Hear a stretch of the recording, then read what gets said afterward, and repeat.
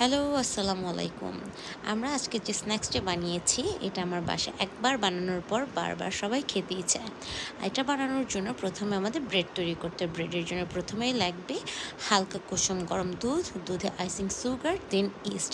রেখে দিব যতক্ষণ না পর্যন্ত বুদবুদ ওঠে। বুদবুদ ওঠার পরে আমরা ওটাতে ময়দা অ্যাড করব। ময়দা ওটা দেওয়ার পরে আমরা মেল্ট করে নিব কিছু বাটার, একটি ডিম এবং সল্ট দিয়ে এটাকে ভালো করে আমরা ময়াম তৈরি করে নিব।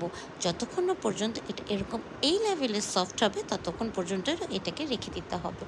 দেন এটা ফোমিং হয়ে গেলে আমরা এটাকে সুন্দর করে ওভেনের জন্য তৈরি করে নেব। এটার উপরে কিছু এগ ওয়াশ করে দিব, দেন কিছু হার্বস দিব, দেন ওভেন বেক করে নেব। ওভেন বেক করার পরে দেখুন কত সুন্দর হয়েছে, জাস্ট সাউন্ডটা দেখুন। এটার উপরে তারপরে আমরা কিছু সস দিয়ে দেবো। মোজারেলা চিজটা এটার স্বাদ আসবেই না। দেন আমরা আগে থেকে চিকেন কিছু রেডি করে রেখেছিলাম, চিকেনটি দিয়ে আমরা আবার বেক করে নিব। হয়ে যাবে আপনাদের